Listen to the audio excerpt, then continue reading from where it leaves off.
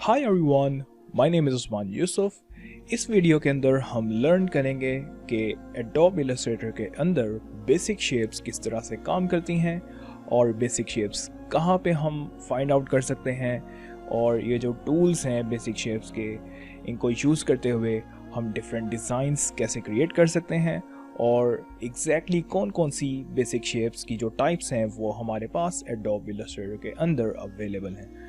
So without any further ado, let's get right into the video.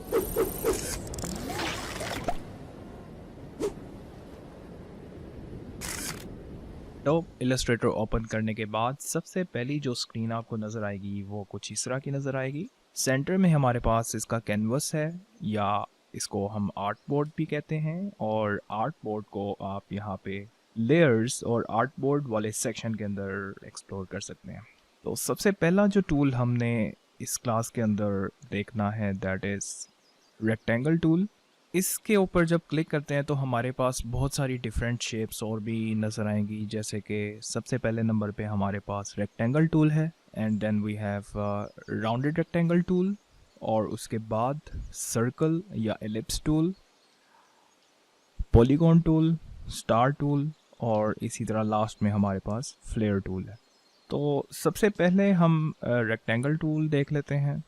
जैसे ही मैं अपना ये रेक्टेंगल टूल यहाँ से सिलेक्ट करूँगा तो आप अपने इस आर्ट बोर्ड के ऊपर रेक्टेंगल या स्क्वायर ड्रॉ कर सकते हैं।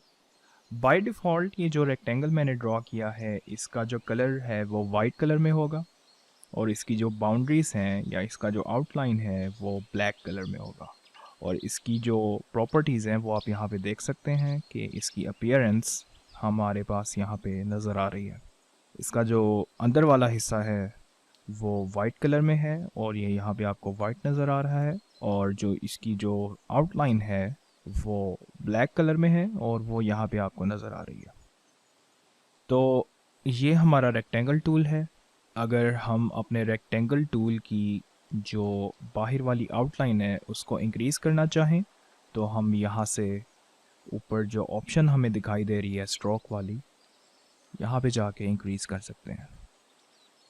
अभी ये बाय डिफ़ॉल्ट 1 नंबर पर है, इसको अगर मैं 2, 3, 4 या 5 या 10 नंबर पर ले जाऊँ तो आप देख सकते हैं कि जिसका जो आउटलाइन है वो मोटा हो गया। इसी तरह से हम इस शेप को आपस में स्वैप कर सकते हैं। यहाँ पर जो कलर्स हैं आपको नज़र आ रहे हैं कि हमारे जो सेंटर वाला कलर है वाइट कलर वो लगा हुआ है, और आउटलाइन के ऊपर ब्लैक कलर लगा हुआ है। जब हम ये सेंटर वाला जो एक एरो का बटन है इसको प्रेस करेंगे तो आप देख सकते हैं कि हमारी जो आउटलाइन है वो वाइट में चली गई है, और जो हमारा फिल एरिया है या जो कलर का एरिया है वो ब्लैक हो गया। आर्ट बोर्ड इट्सेल्फ वाइट है इसलिए आपको ये नज़र नहीं आएगा, इसलिए मैं आर्ट बोर्ड के बाहर लेकर जाकर आपको दिखा सकता हूँ कि ये इसकी जो आउटलाइन है वो वाइट कलर में है। ये हमारी शेप टूल है, इसमें बेसिक शेप्स हैं। सबसे पहले हमने रेक्टेंगल टूल देखा, नेक्स्ट हम यहाँ पर इसको साइड पे मूव कर देते हैं क्लिक करके। इसी तरह से हमारे पास राउंडेड रेक्टेंगल टूल है। राउंडेड रेक्टेंगल टूल में और रेक्टेंगल टूल में फ़र्क ये है कि दोनों एक जैसे दिखते हैं, लेकिन इनके जो कॉर्नर्स हैं वो थोड़े से राउंडेड होते हैं। इसको मैं क्लिक करके इसका जो यहाँ पे कॉर्नर में डॉट सा नज़र आ रहा है आपको, जो हैंडल सा है, इसको जब नीचे की तरफ मूव करता हूँ तो आपको नज़र आ रहा है कि इसके जो कॉर्नर्स हैं वो मज़ीद राउंडेड होते जा रहे हैं, और इसका मतलब ये है कि इसको हम राउंडेड रेक्टेंगल कहते हैं।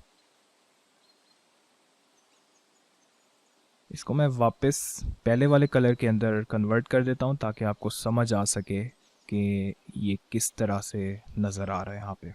इसी तरह से हम अपनी जो शेप्स हैं उनको छोटा या बड़ा कर सकते हैं। इसको मैं शेप को सिलेक्ट करके जब इस तरह से मूव करूँगा तो आप देख सकते हो कि ये स्मॉल हो रहा है।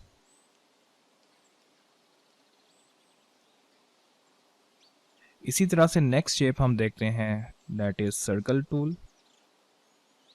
कोई भी सर्कल ड्रॉ करना चाहूँ या ओवल ड्रॉ करना चाहूँ तो इसको मैं यहाँ से इस एलिप्स टूल को सिलेक्ट करके ड्रॉ कर सकता हूँ।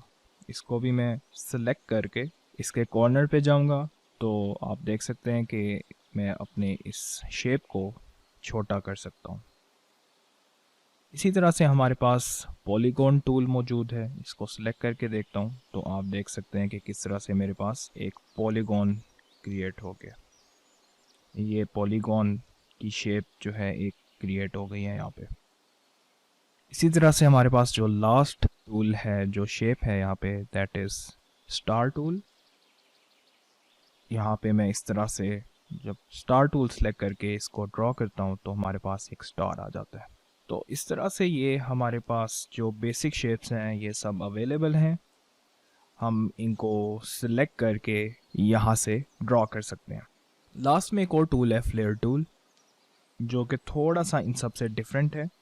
अगर आपने कोई भी इस तरह से ड्रॉ करना हो, कोई शाइनिंग देनी हो, तो आप इस तरह से इसको ड्रॉ करके कुछ शाइनिंग क्रिएट कर सकते हैं। लेकिन इसका कोई बहुत ज़्यादा इसमें बेसिक शेप्स के अंदर कोई लेना देना नहीं है, इसलिए हम ज़्यादा इसको जो बेसिक शेप्स हैं उसमें ये वाली जितनी भी शेप्स हैं उनको हम एक्सप्लोर करेंगे। तो इस क्लास के अंदर हमने बेसिक शेप्स देखी हैं।